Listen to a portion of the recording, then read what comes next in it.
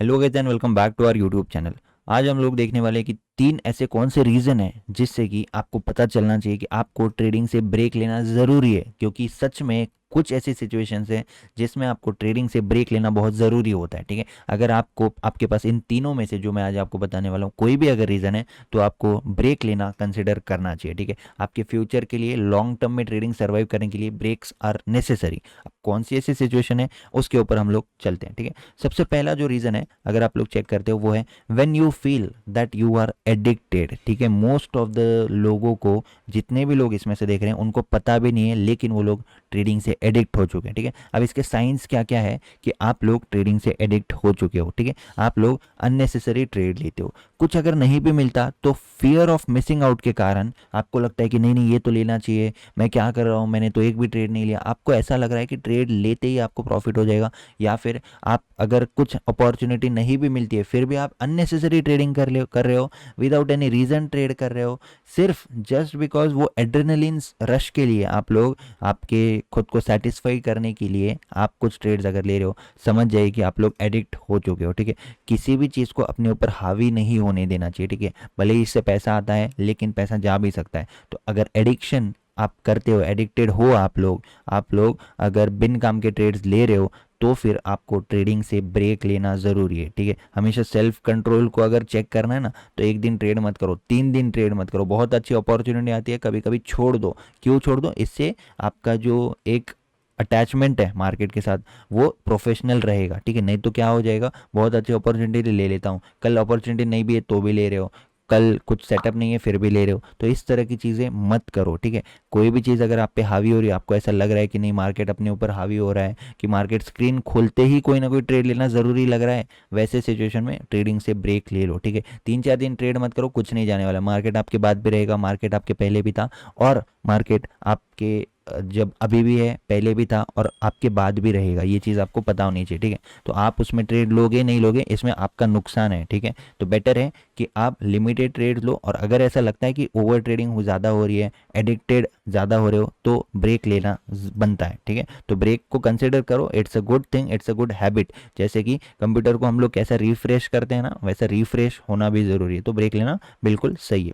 Second जो point आता है वो है when market conditions are not understandable, तब भी आप लोग ब्रेक लेना कंसिडर कर सकते हो। ठीक है, तो पहला तो था आपसे रिलेटेड कि आप लोग अगर एडिक्ट हो तो भी आपको ब्रेक लेना चाहिए। सेकंड क्या है, मार्केट की कंडीशंस के अकॉर्डिंग।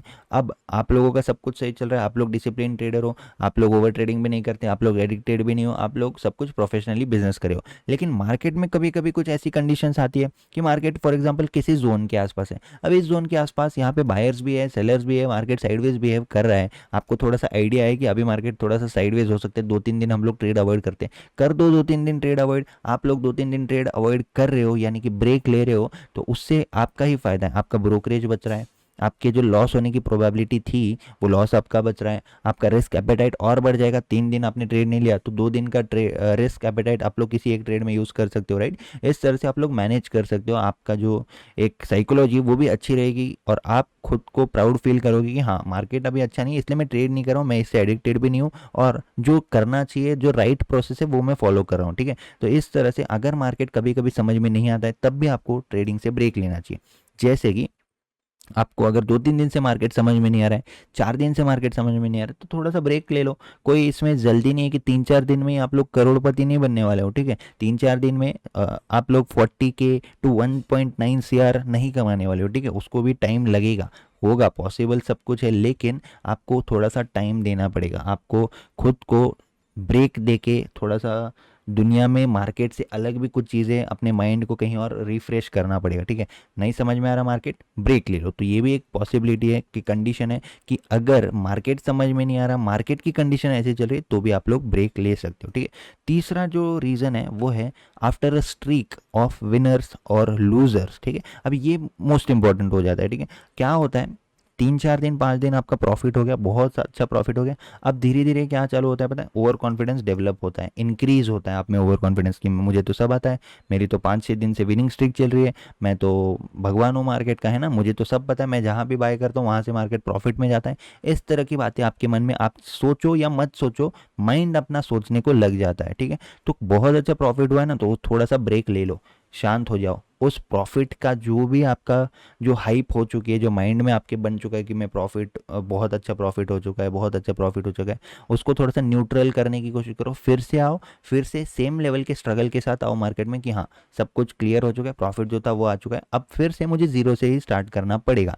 लूजिंग ट्रेड्स अगर आपके बहुत ज़्यादा हो चुके हैं, 4-5 दिन से बहुत ज़्यादा लूजिंग स्ट्रीक्स चल रही है आपकी, तो भी आपको क्या करना है, आपको ऐसे सिचुएशन में भी ब्रेक लेना है, क्योंकि 3-4 दिन 5 दिन से अगर लूजिंग स्ट्रीक चल रही है, कुछ ना कुछ गड़बड़ है, कुछ ना कुछ आपको खुद के बारे में सोचना है, आपको मिस्टेक्स को आइडेंटिफाई करनी है। ब्रेक जब आप लेते हो तो इस केस में स्पेशली जो तीसरी केस है, इसमें ब्रेक आपको लेना है आपकी मिस्टेक्स को आइडेंटिफाई करने के लिए, या फिर प्रॉफिटेबल स्ट्रीक के बाद ब्रेक ले रहे हो तो अच्छे से आइडेंटिफाई करो कि हाँ क्या क्या सही था मेरे ट्रेड्स में, क्या क्या सही था, किन चीज़ों को मैं आगे भी अपने सिस्टम में इंक्लूड कर सकता हूँ, किन चीज़ों को मैं आगे भी अपने ट्रेड का एक कंफर्मेशन बना सकता हूँ, क्या मैं इन विनिंग स्ट्रीक में और भी होल्ड कर सकता था, क्या मैं इन विनिंग स्ट्रीक में प्रॉफिट को मैक्सिमाइज कर सकता था, क्या मैंने अच्छे ट्रेड लिए या फिर क्या मैंने जल्दी एग्जिट कर दिया। लूजिंग स्ट्रीक होती है, उसके बाद जब ब्रेक ले दो तो क्या करो, इन लूजिंग स्ट्रीक्स में आखिर मिस्टेक क्या थी। कभी कभी हो सकता है कि ओवर ट्रेडिंग वाली मिस्टेक हो, उसको एलिमिनेट कर दो। कभी कभी हो सकता है कि एसएल से पहले ही आप निकल गए हो, कभी कभी हो सकता है कि राइट ट्रेड में आने के बाद भी डर के मारे जल्दी निकल गए हो।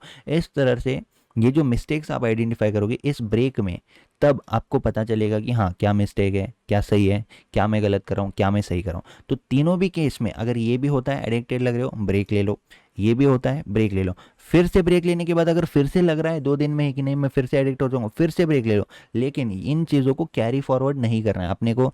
लाइफ टाइम अगर ट्रेडिंग करनी है, लॉन्ग टर्म में सर्वाइव होना है, survival is the first step to success.